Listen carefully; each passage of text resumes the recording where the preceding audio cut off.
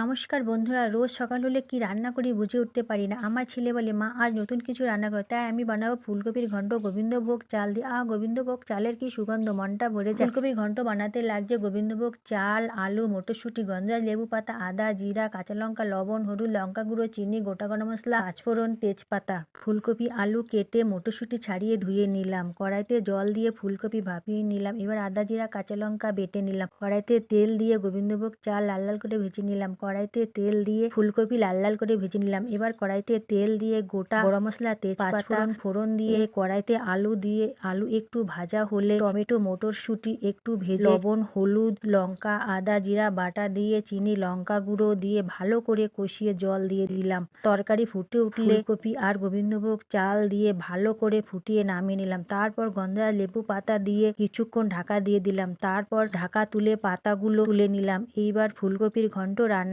হয়ে গেছে। কি সুন্দর হয়েছে দেখতে, আর কি দারুণ হবে খেতে।